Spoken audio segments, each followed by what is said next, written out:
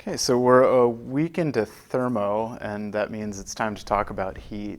And just at the outset, this is one of those moments where maybe in the second lecture of mechanics, you realize that you've been using speed and velocity interchangeably your whole life. Maybe use velocity when you feel like sounding pretentious, but you were doing it wrong, and fundamentally they're different things. So that might be one of these moments where heat and temperature are not the same thing, and from here on out, you better use them properly. In fact, the idea of heat as energy quantity dates back to maybe 1850. Remember, people were just thinking about this wrong the whole time, up until about oil realizing that coal didn't weigh anything. And Joule did this experiment where he basically asked how much energy it takes to raise the temperature of something. And it's a pretty ingenious experiment. I've simplified it here. Really what he did was he took two masses and he let them drop by some height h. And the two masses just, are for symmetry. I'm just going to call it mass, total mass. And then inside of this barrel with some rather small amount of water, there was a really inefficient paddle wheel. So the paddle wheel didn't move the water necessarily, it just kind of like uselessly churned it up. And then there was a really precise, maybe baker's or brewer's thermometer stuffed in there so he could measure the temperature change.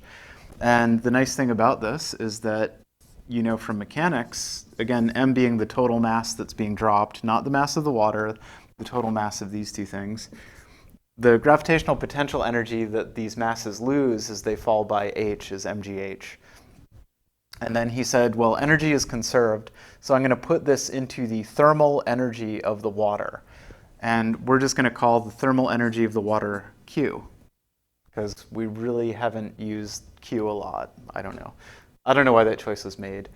And now it's really just like, what is this possibly able to depend on? And the choices that were made subsequently over history are that there's some constant that we don't know for units reasons.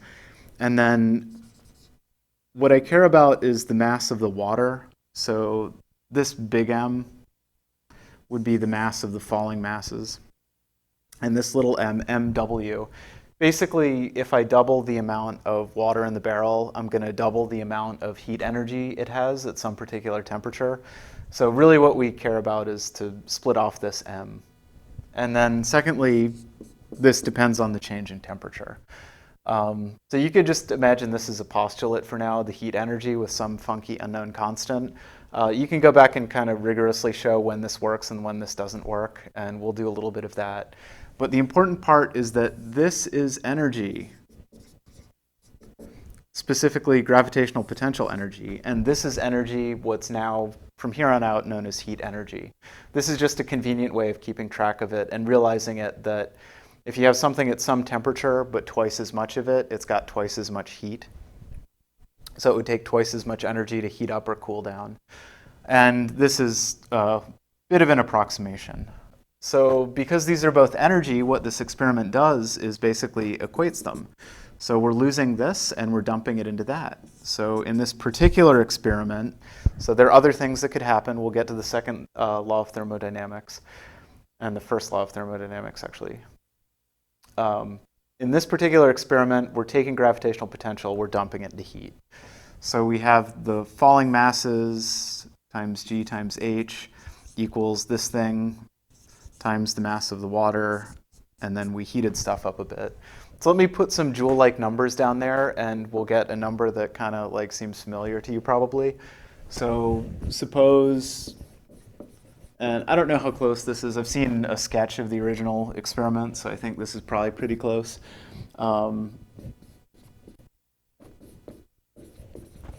Let's say that he had 15 total kilograms.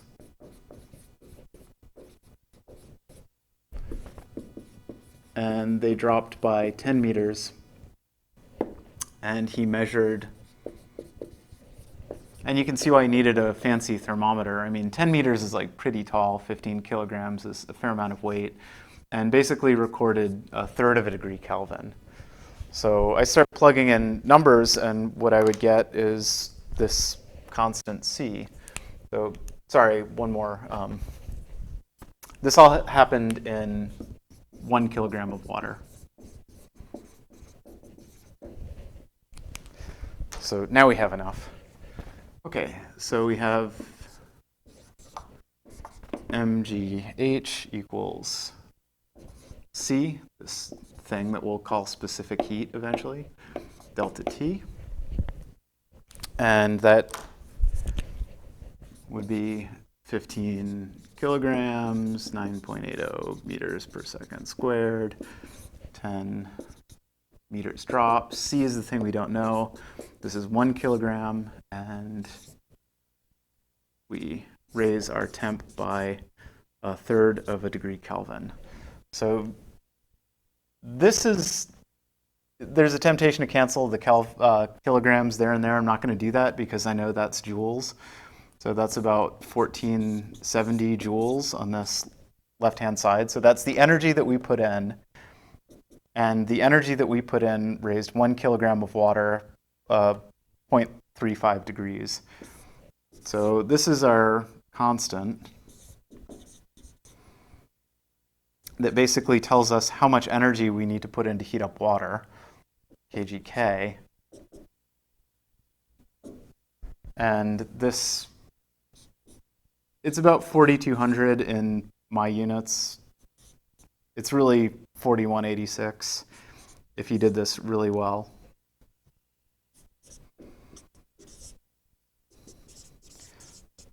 And this is what we'll call the specific heat, a little bit of an archaic term of water. There are legacy units on this, in fact. 1 calorie of energy with a lowercase c, which is 4.186 joules, is the energy it takes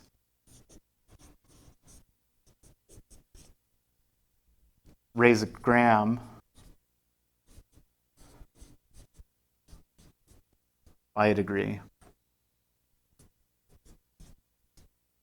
And because it's a change in degrees, I can use degrees Celsius or Kelvin interchangeably because it's a delta temperature.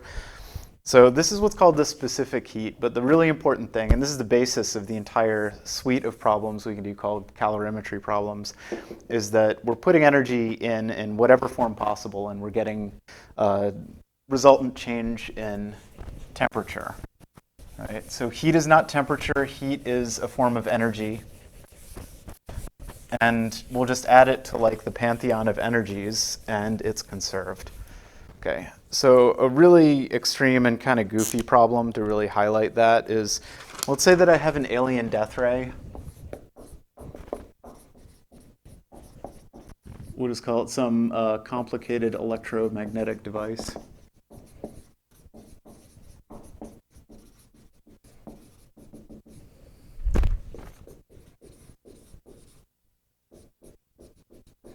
And I just fry some water with it.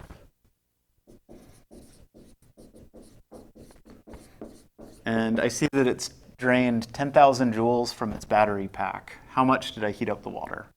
And let's just start with the water at 20 degrees Celsius. How about that?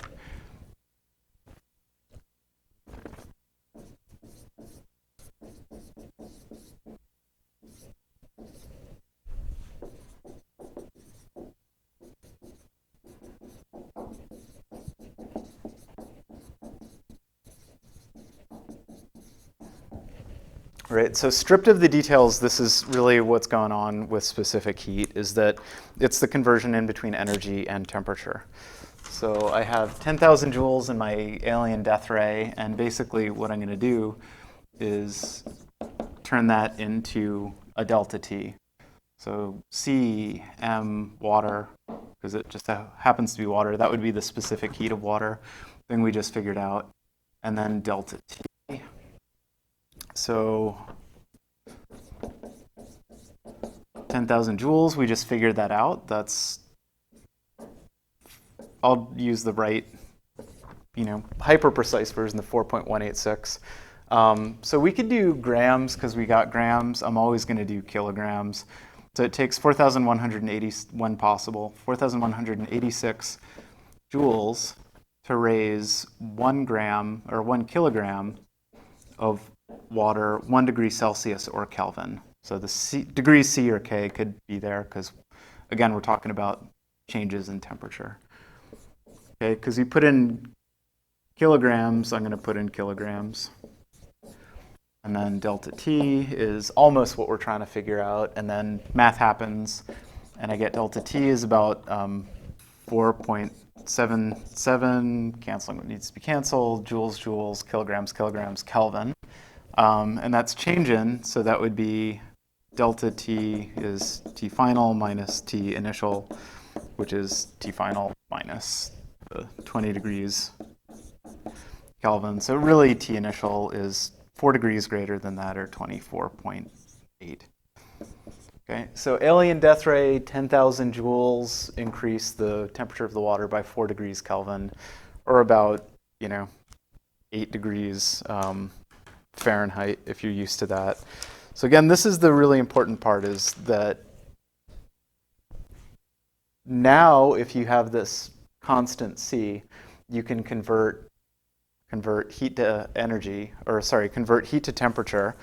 And in some sense, the basis of the Industrial Revolution is the ability to convert the other way from heat to mechanical work. So let's generalize this a bit and talk about the properties of heat. Again, you're on the hook for talking about it with correct nomenclature now. So I have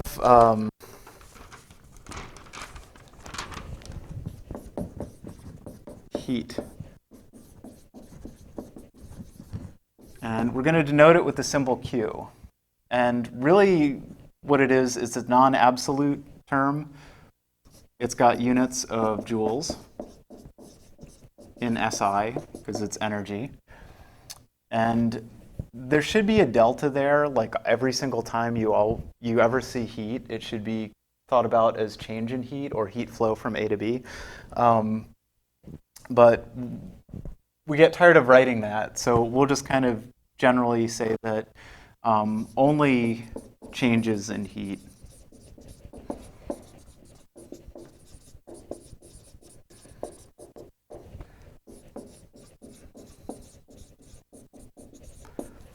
are important. So you never look at an object and say it's got this much heat.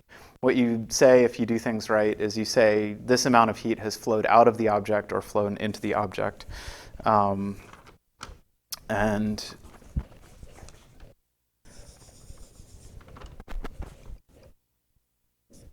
the formula for small-ish changes in heat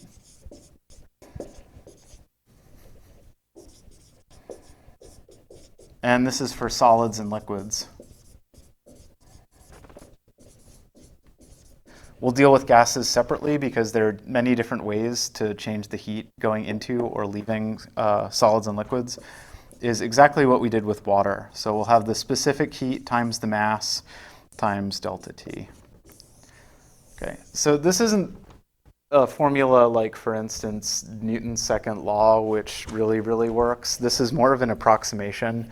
And what's really true is as the material properties change, C will change a little bit. So as the thing heats up, it might act a little bit differently. And this is, C is what's called the object-specific heat. And in SI units, that would be joules per kilogram Kelvin. But you'll see you can get away with joules per kilogram Celsius.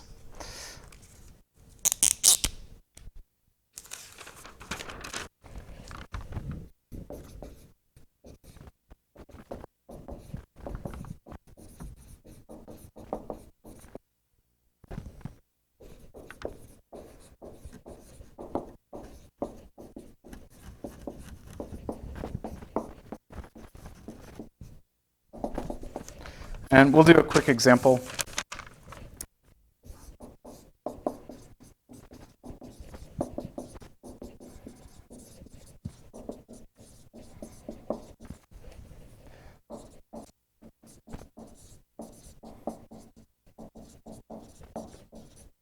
Apparently the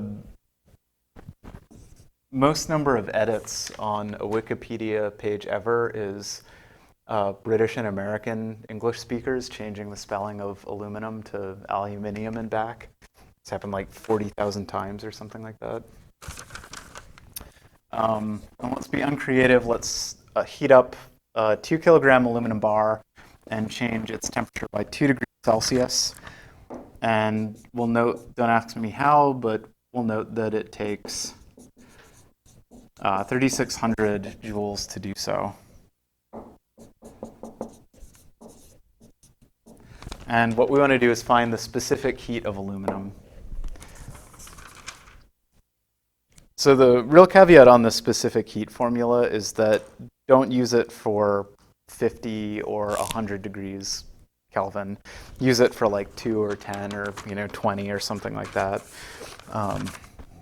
So we have Cm delta T is Q. We knew that we put 3,600 joules into it. C is what we're looking for. It's 2 kilograms. That's already an SI. Life is nice. And the change in temperature, we already got the change in temperature, 2 degrees C. Change in temperature of 2 degrees C is also change in temperature of 2 degrees K. So we get that divided by 4 is 900 joules per kg K, or C. So that would be the specific heat of aluminum. So basically, I put some energy in. What sort of temperature change do I get out? So this is a good spot because we have heat and we have temperature, and we've talked a little bit about the translational kinetic energy. To weave it together a little bit into a picture of what we know about the energy of a gas or a solid as we heat it up or cool it down. And we really have like 3 different concepts in a sense. So we have heat, which is thermal energy flowing into or out of a thing.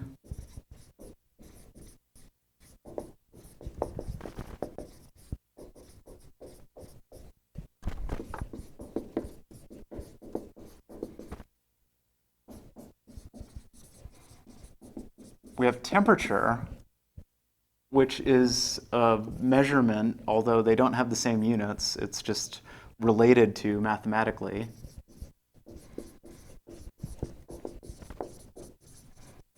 And this was our big statistical mechanics result. It's related to the average translational kinetic energy. And then we could also ask about something else. The internal energy. So this is the total energy of the gas, or solid or liquid. So imagine that you went to the middle of the deepest, darkest recess of space, one of these voids in between, galaxies where you don't see any light, and there's one hydrogen atom every, cubic light year or something like that. And you got as close to absolute zero as you could possibly get. The internal energy is the energy it would take you to get from that point to where the gas or the solid or the liquid is. You had to grab every single one of the atoms and wiggle it the way that it's wiggling, etc. So this is exactly what it sounds like. So this is the total energy of all the particles in the thing.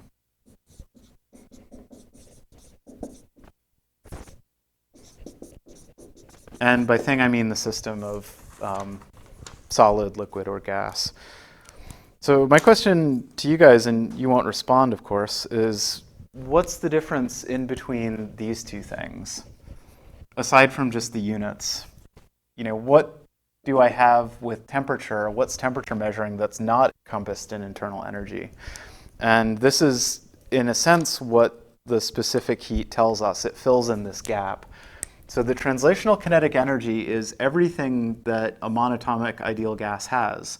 Monatomic ideal gas is just whizzing along and it's moving, and it's got no internal gears or springs, so the only energy it has is 1/2 mv squared, right? But what's true about like a real gas? Well, a real gas might be something like nitrogen, N2, and N2 could vibrate,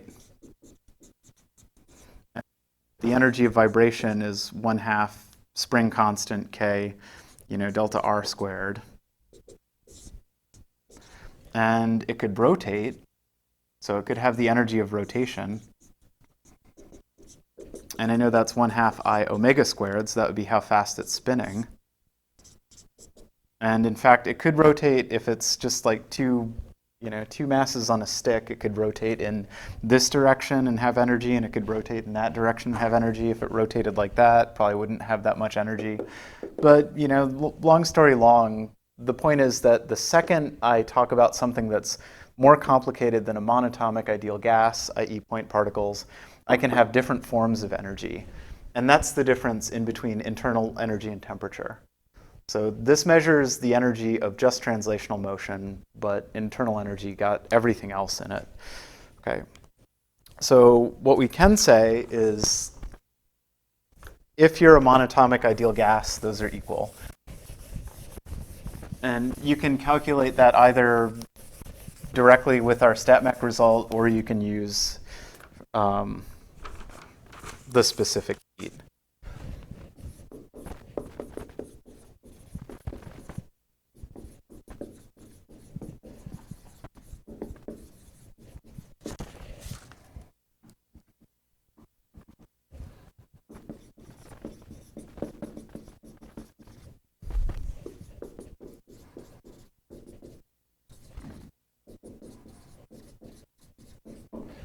So in a sense, we've actually already solved this problem because that is our StatMech result. So how much internal energy does a kilogram of helium at room temperature have? If there ever was a thing to describe as a monatomic ideal gas, it would be helium. So helium is not in a molecule, it's a noble gas, it's pretty small, so that's about as good as we're ever going to get this approximation to be. So essentially, I can use this result is that the only place to store energy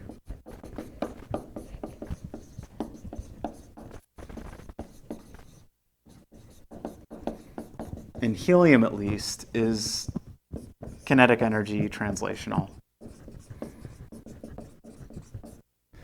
And I know that kinetic energy translational per particle average is 3/2 K for Boltzmann's constant T. And I got to do that in absolute units, so Kelvin. And now, well, this is per particle. So the total kinetic energy would be 3/2 times n, the actual number of particles, because this is per particle, nkt. So this, again, this part that I'm about to do, so this is the total internal energy, is only kinetic energy because the thing can't spin or vibrate, is equal to 3/2 n for the total number of particles, kt. And that, just for the sake of completeness, could look it up if I wanted to. So this would be 3/2 n 1.38 times 10 to the minus 23rd joules per Kelvin. Room temperature would be 293.15 Kelvin, and then total number of particles in 1 kilogram of helium gas. That's probably worth doing because I haven't done too many of these. Okay, so helium, we'll call it helium-4, so there are 4 atomic mass units, 1.66 times 10 to the minus 27.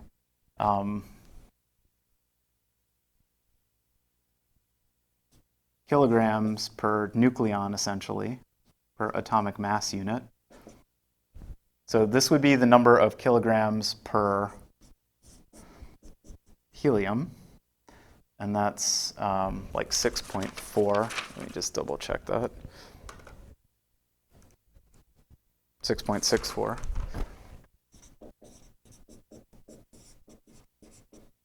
Kilograms per helium, and what we want is helium per kilogram, so I would flip that.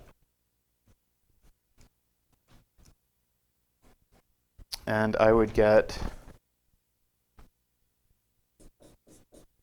1.51 times 10 to the 26. That seems a bit gratuitous. We'll just call it 1.5. So basically 1,000 moles, which is pretty incredible. Helium atoms per kilogram. Okay, so we have what we should put there, 1.5 times 10 to the 26th. And then all this gets multiplied, and it turns out that Kelvin, this is just a number of particles. We do get joules. And the number of joules that it would take to take a kilogram of helium atoms at absolute zero and basically heat it up until it was room temperature is, drum roll. My notes are a page out of order, so I'm just redoing this instead of flipping through. I presume you guys have figured out how to fast forward and do time and a half on these yet. So 914,000 joules. And probably once we get like knee deep into thermo and energy, we're going to start really using kilojoules and megajoules lavishly. It's about 914 kilojoules. Okay. So again, these are the different concepts that you have to kind of use properly. And the thing that, in a sense, we did for monatomic ideal gases is we did both of these at once. We just didn't talk about it like that. What the internal energy does, in some sense, is it needs the specific heat. And just to kind of give some numbers about how incredible this amount of thermodynamic energy is. So, this is like a month's worth of 1 million joules will keep you alive for like, half a year or something like that. So this is an astonishing amount of energy. So if you have a kilogram rock, like a big, big rock, and I throw it at 30 meters per second or something, which is pretty fast. I mean, that's like a healthy pitch. That's about 450 joules. If I hold the same rock in my hand and its temperature increases by a degree Celsius, that's twice as much energy. So literally just holding something and having it increase in temperature by like 1 degree is more energy than throwing it fast enough to really knock someone out. So thermal energy is pretty incredible. And again, this is the basis of the scientific or the Industrial Revolution.